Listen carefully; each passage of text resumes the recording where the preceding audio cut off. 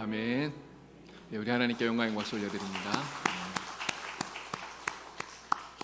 우리가 두려운 길을 걸어가도 우리 주님이 함께 하시는 줄 믿습니다. 하나님만 바라보시면서 날마다 믿음으로 승리하시는 여러분들이 다 되기를 바랍니다.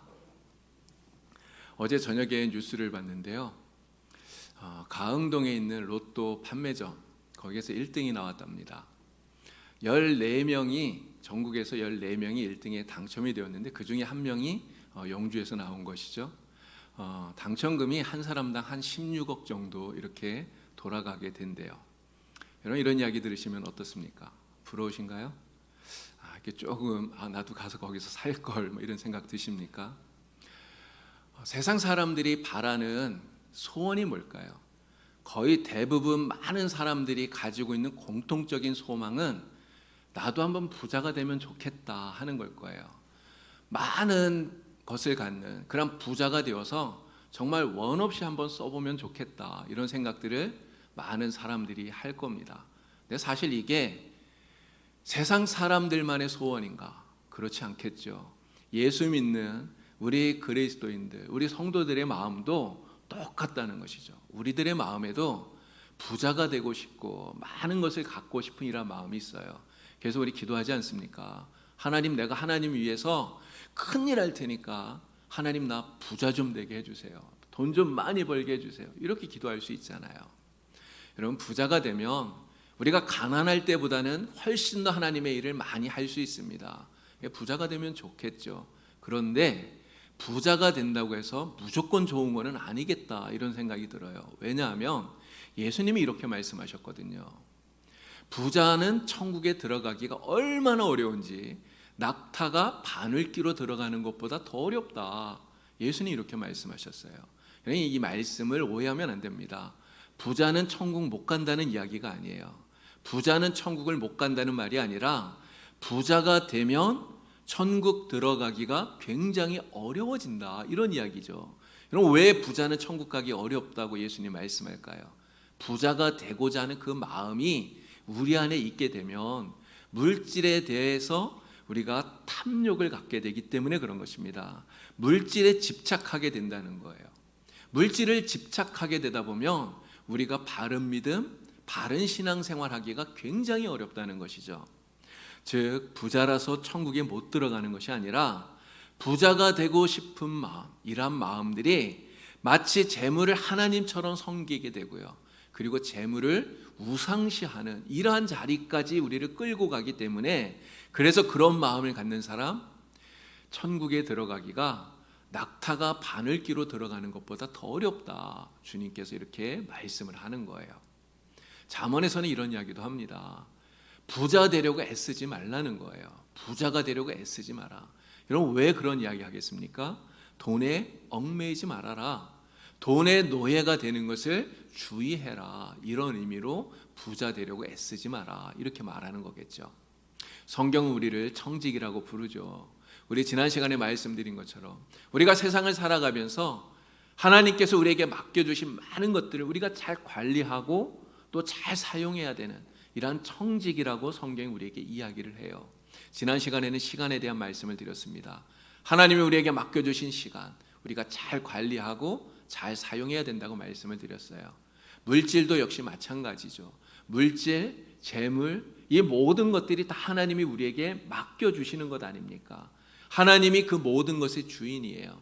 오늘 우리는 하나님의 선한 청지기가 되어서 하나님이 맡겨주신 이러한 모든 것들을 잘 관리하고 잘 사용하는 그러한 사람이 되어야 되는 것이죠.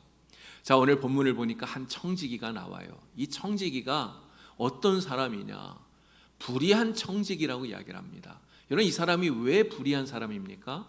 바로 주인의 소유를 낭비했기 때문이에요. 여러분, 지금도 회사에서 내가 사장이라고, 내가 회사 회장이라고, 여러분 그 회사 돈 마음대로 쓰면 됩니까? 그렇게 하면 큰일 나죠. 사장이라고 해서 회사 돈 마음대로 쓰면 업무상 횡령, 배임 이런 죄로 처벌을 받게 되잖아요. 근데 이 청지기는 자기가 관리인이라고 하는 것을 잊어버리고 있는 것 같아요. 자기가 관리인이라고 하는 것을 잊어버리고 마치 자신이 주인인 것처럼 주인의 소유를 마음껏 쓴 거예요. 횡령한 것이죠. 그래서 불의한 청지기가 된 것입니다. 자, 이렇게 불의함이 드러나게 되니까 이 청지기가 주인에게 해고를 당했어요. 주인이 해고시켜 버리는 거죠. 야, 너의 불의함이 나에게 들린다. 너 이제는 그만 일해라. 주인이 이야기를 한 거예요. 자, 해고하겠다고 하는 이 주인의 통지를 받았는데 그 통지를 받고 나서 이 청지기가 하는 행동을 보면 사실 너무 황당합니다. 이전에 했던 그 일보다 사실은 더 황당한, 주인에게 더 큰 피해를 입히고 있다는 것이죠. 그거 어떻게 합니까? 주인에게 빚진 사람들을 불러요. 그래서 각 사람들에게 묻습니다. 야, 너 얼마나 빚졌느냐? 물어요. 아, 제가 한 1,000만 원 빚졌습니다. 그럼 이 청지기가 이렇게 얘기하는 거죠. 그래? 그럼 500만 갚아라. 내가 500은 탕감해 줄게. 여러분, 이 말이 안 되는 일 아닙니까? 주인이 정말 큰 손해를 입게 그렇게 만들고 있는 거예요. 자, 그런데 이전보다도 더 불의한 짓을 하고 있는 이 불의한 청지기를 보고 주인이 어떻게 했다고 합니까? 오히려 칭찬했다는 거예요. 칭찬했다는 거죠. 이게 굉장히 이해가 잘 되지 않는 그런 상황 아닙니까? 그럼 이 주인에게 분명히 큰 손해를 입힌 건데요. 왜 주인이 이 청지기를 칭찬하는 걸까요? 우리가 여기서 오해하면 안 되는 게 있습니다. 주인이 이 청지기를 칭찬했다고 하는 것은요, 그가 한 행동이 옳다고 칭찬한 게 아니에요. 그의 행동이 옳다고 칭찬한 게 아니라는 것이죠. 그럼 그가 한 행동은 정말 불의한 거예요. 예수님 뭐라고 말합니까? 옳지 않은 청지기라고 말해요. 불의한 청지기라고 이 사람을 지명하고 있습니다. 그러면 예수님께서 이 청지기에 무엇을 칭찬하고 있는 겁니까?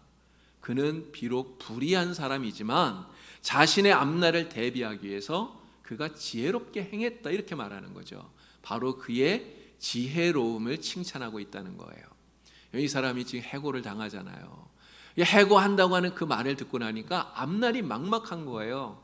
도대체 내가 뭘 해먹고 살아야 되는지 앞날이 너무 막막해요. 그냥 말하지 않습니까? 야, 땅을 파자니 내가 힘이 없고 빌어먹자니 부끄럽구나. 나 뭐 해야 될까? 그렇게 고민하다가 꾀를 낸 거죠. 바로 주인에게 빚진 사람들을 불러다가 그 주인의 빚을 탕감해 준 거예요. 반씩 다 깎아준 겁니다. 왜 그렇게 합니까? 그들에게 자기가 은혜를 끼치고 있는 거예요. 그래서 자기가 해고되고 난 다음에 해고가 되더라도 그 사람들, 자기에게 은혜를 받은 사람들이 나에게 은혜를 주겠지, 나를 받아주겠지, 이렇게 생각하고 있다고 하는 것이죠. 여러분, 이 불의한 청지기는요, 바로 이 세상에 있는 사람들을 말하고 있는 것입니다. 예수님께서는 이 비유를 통해서 우리에게 뭘 말씀하시는 걸까요? 예수님 이렇게 이야기하시는 거예요. 야, 봐라, 세상 사람들도 자기의 미래를 준비하기 위해서, 자기의 앞날을 위해서 재물을 이렇게 지혜롭게 쓰지 않느냐. 근데 하물며 하나님의 재물을 맡은, 하나님의 재정을 맡은 선한 청지기인 너희가 세상 사람들보다 지혜롭게 그것을 쓰지 않으면 그러면 안 되지 않느냐. 주님은 이 말씀을 우리에게 하고 계시다는 것이죠. 여러분, 우리는 하나님의 재정을 맡은 지혜로운 청지기가 되어야 돼요. 여러분, 우리가 어떻게 이것을 관리하고 쓰는 게 지혜로운 것이겠습니까? 하나님이 맡겨주신 이 재정을 우리가 지혜롭게 관리하는 중요한 원칙이 있어요. 우리가 이것을 반드시 기억해야 된다는 거죠. 그 원칙은 소유하지 말고 관리하라라는 거예요. 여러분, 한번 따라해 보시기 바랍니다. 소유하지 말고 관리하라.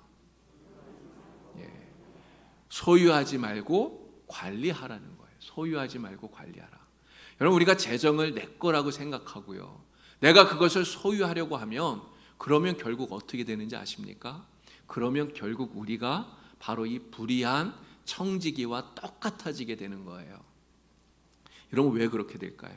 소유하려고 하면 할수록 자꾸만 더 많이 갖고 싶은 그러한 생각이 우리 안에 들기 때문에 그래요. 사람의 마음은요, 정말 채워지지 않는 겁니다. 사람의 마음은 채워지지 않는 구멍이 뚫린 항아리와 똑같은 것 아닙니까?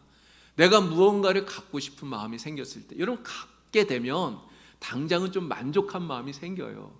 근데 그 유효기간이 너무너무 짧다는 거죠. 며칠 가질 않아요. 길어도 한 달도 못 갑니다.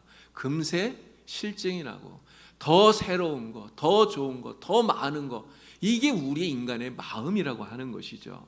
어떤 사람들은 그렇게 얘기해요. 아니야, 나는 그냥 요 정도면 만족할 수 있어. 나 요것만 채워지면 그럼 나는 괜찮아. 나는 돼. 이렇게 말하는 사람이 있는데 여러분 진짜 그렇지 않아요. 사람의 마음은 그렇지 않다는 거죠. 여러분 톨스토이가 쓴 단편 가운데 사람에게 땅이 얼마나 필요한가라는 제목의 짧은 소설이 있습니다. 이 소설의 주인공 바홈이라는 사람이 나오는데요. 이 사람은 농사 짓는 사람이에요. 아주 순박한 농부예요. 그는 자신의 삶에 만족하면서 삽니다. 그런데 모든 것을 만족하는데 딱 하나 아쉬운 게 있어요. 농사를 짓는데 뭐가 필요하죠? 땅이 있어야 되잖아요. 땅이.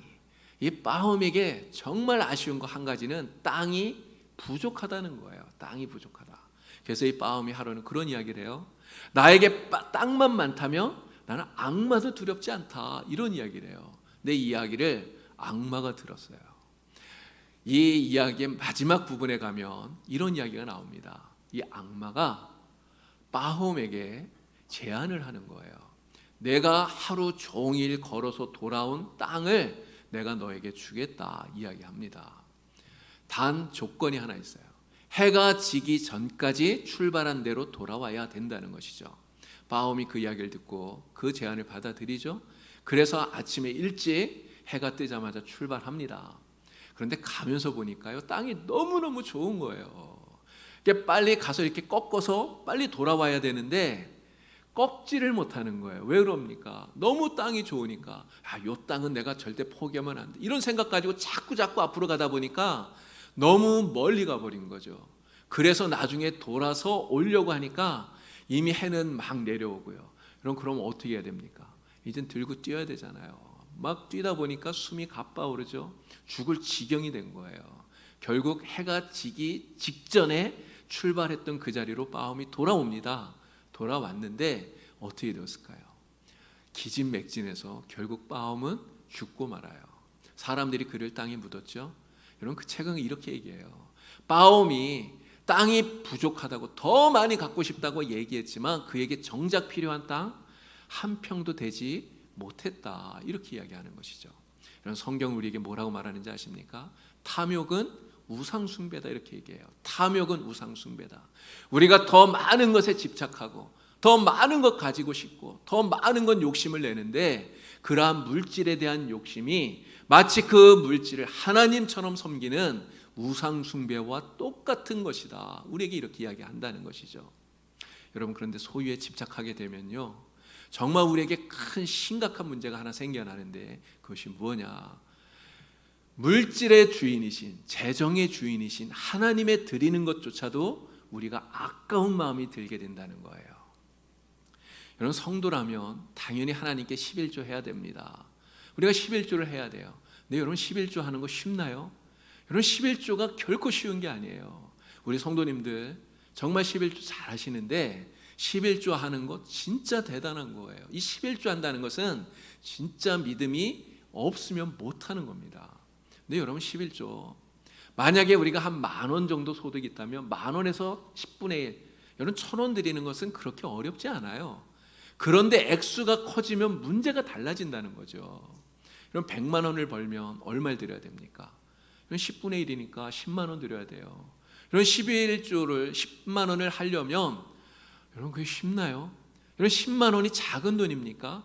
결코 작지 않아요. 10만 원이면 우리 가족들이 나가서 정말 맛있는 소고기 맛있게 배부르게 먹을 수 있습니다. 근데 만약에 내가 1,000만 원을 벌었다. 그럼 얼마를 드려야 됩니까? 100만 원을 드려야 되잖아요.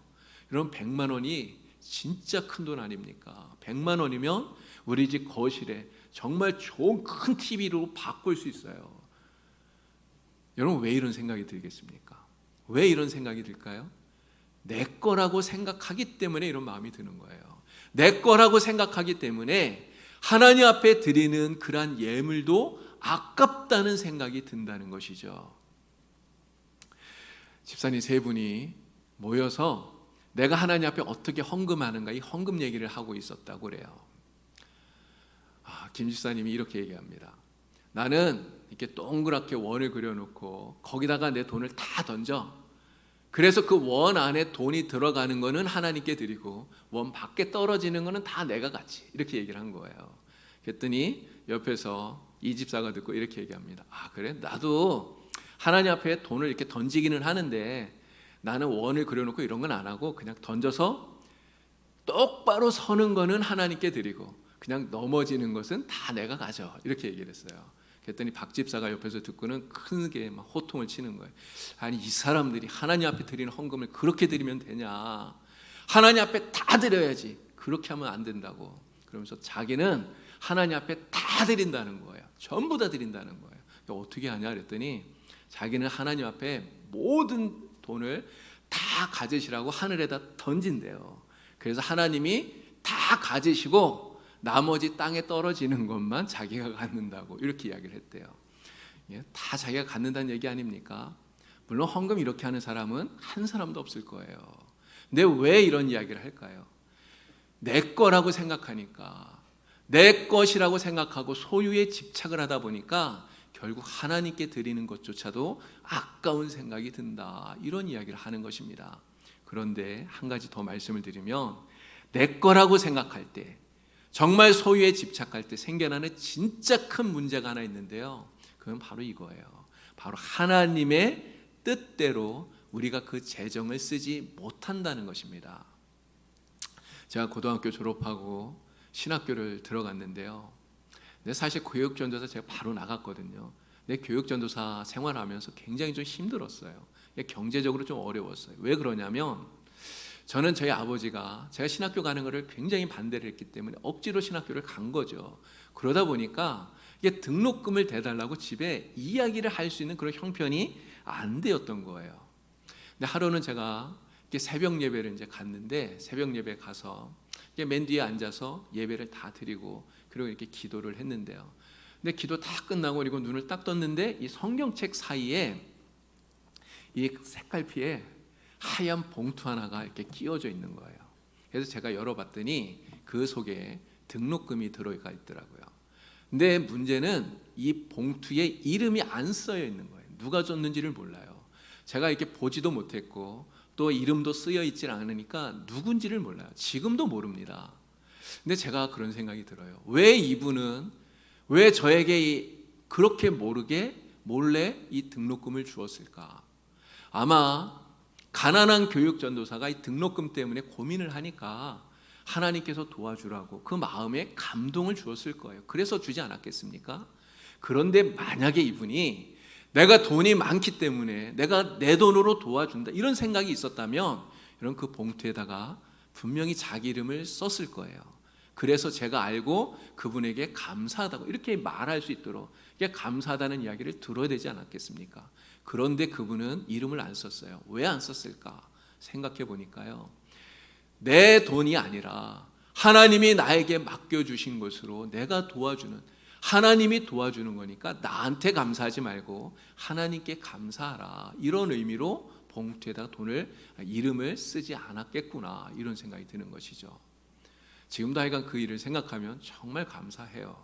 근데 여러분, 재정을 내 거라고 생각하면요, 내 것이라고 생각하고 내 소유라고 생각하면 하나님이 맡기신 재정을 우리는 이렇게 쓰질 못합니다.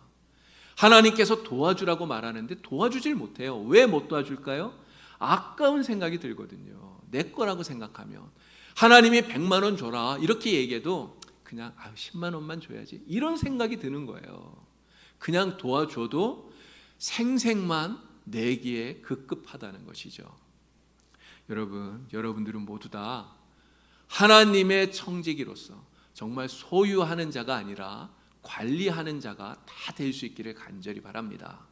오늘 우리가 이 재정의 소유자가 아니라 관리자가 되면요, 진짜 우리의 마음이 편해져요. 우리의 마음이 자유함을 누리게 된다는 거죠. 여러분 왜 그런지 아십니까?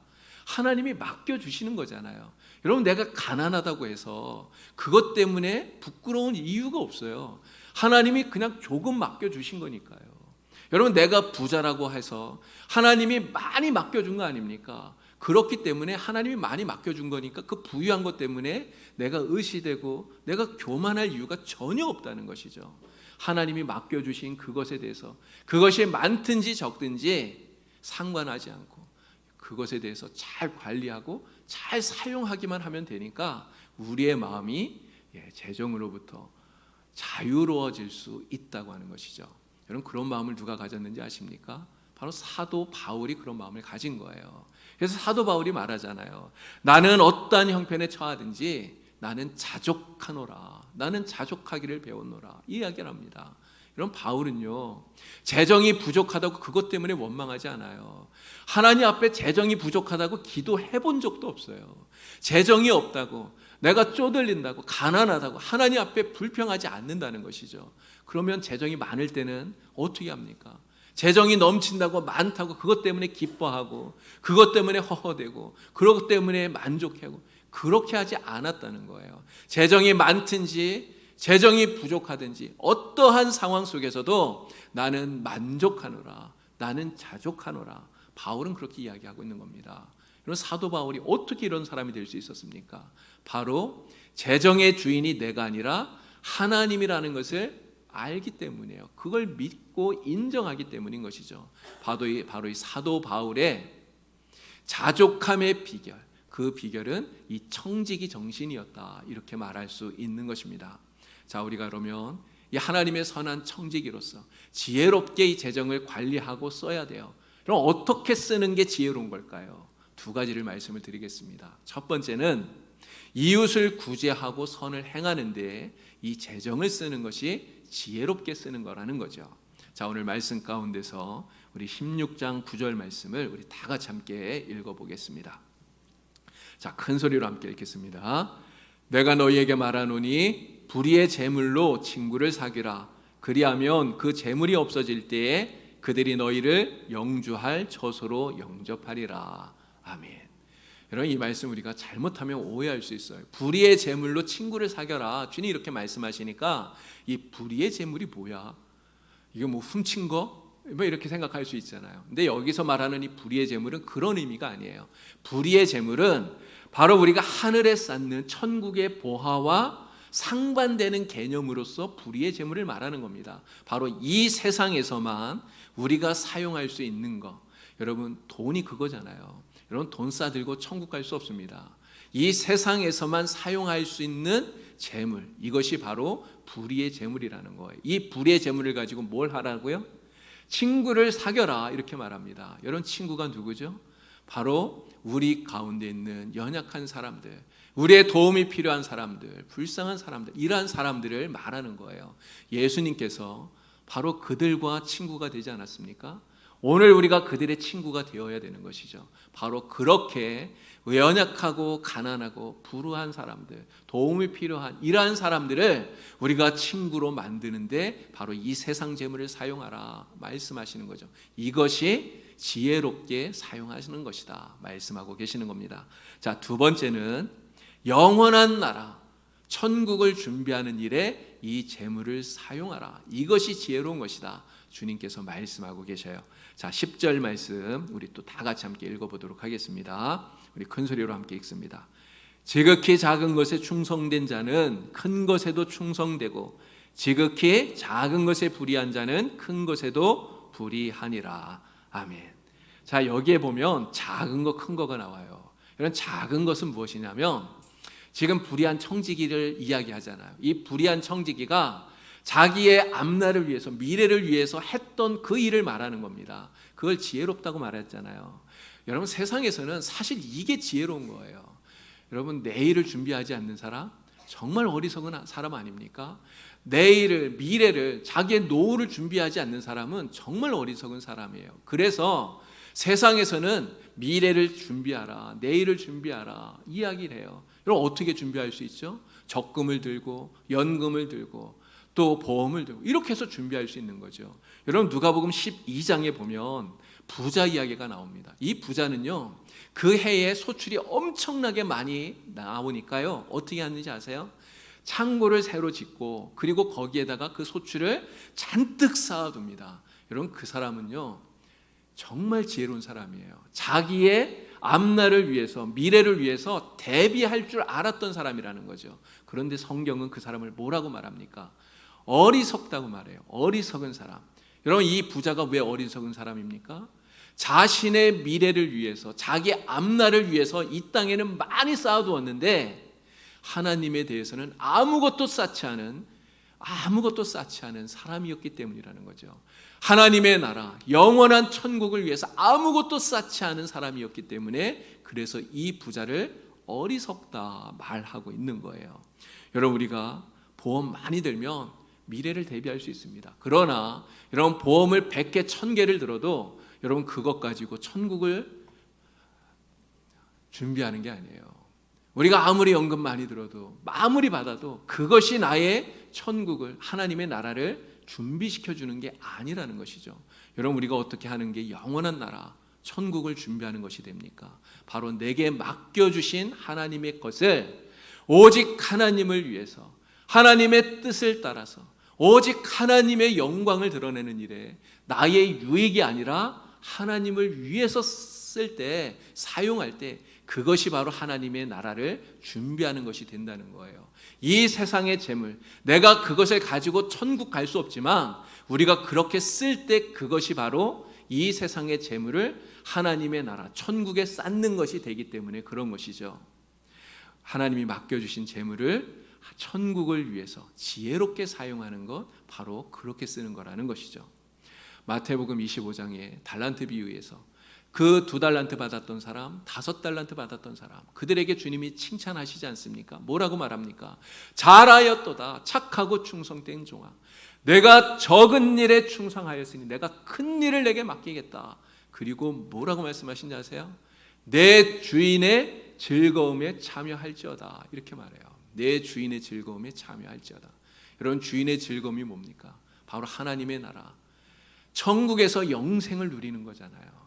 바로 우리에게 맡겨주신 주님의 그 재물을, 그 물질을 정말 주님을 위해서 우리가 잘 사용하면, 선하게 지혜롭게 쓰게 되면 주님의 즐거움에 참여하는 자가 되는 줄로 믿습니다. 저와 여러분 모두가 다 정말 선한 청지기가 되어서 우리 주님께 이러한 칭찬을 받고 주님의 즐거움에 참여할 수 있는 이러한 은혜를 누릴 수 있기를 바랍니다. 예수님께 영생을 구하러 나왔던 한 부자 청년이 있었어요. 여러분, 이 부자 청년은 근심하면서 돌아갑니다. 왜 근심하며 돌아갔습니까? 자기가 가지고 있던 많은 재물 때문이에요. 그 재물이 너무 많아서 그래서 근심하며 돌아갔어요. 예수님 따르지 못했어요. 이 청년은 자기가 가진 그 재물의 소유자였던 거죠. 관리자가 아니었다는 거예요. 근데 한 두렙돈을 드렸던 여인이 있습니다. 이 두렙돈을 드린 여인을 예수님 보시고 칭찬하셔요. 이런 두렙돈은 굉장히 작은 돈이에요. 정말 얼마 되지 않는 적은 것입니다. 그런데 주님 뭐라고 말합니까? 이 여인은 구차한 중에 자신의 생활비 전부를 하나님께 드렸다고 얘기해요. 여러분, 이 두렙돈 적은 것이지만 이 여인에게는 정말 피 같은 돈 아니었겠어요? 생명과 같은 거잖아요. 그런데 그것을 어떻게 하나님께 드릴 수 있었겠습니까? 이 여인은 이 재물에 대해서 소유자가 아니라 관리자였기 때문에 그랬다는 것이죠. 우리가 하나님의 선한 청지기가 되어서요, 하나님 맡겨주신 것들 우리가 잘 이렇게 관리하면 하나님께서 칭찬합니다. 근데 하나님이 칭찬하시는 것만 아니라 우리가 이 세상에서도 존경받는 사람이 될 수 있습니다. 자, 말씀을 한 구절 더 읽겠습니다. 잠언 14장 24절 말씀이에요. 자, 잠언 14장 24절 말씀 우리 다 같이 화면 보시고 함께 읽도록 하겠습니다. 다 같이 읽습니다. 지혜로운 자의 재물은 그의 면류관이요 미련한 자의 소유는 다만 미련한 것이니라. 아멘.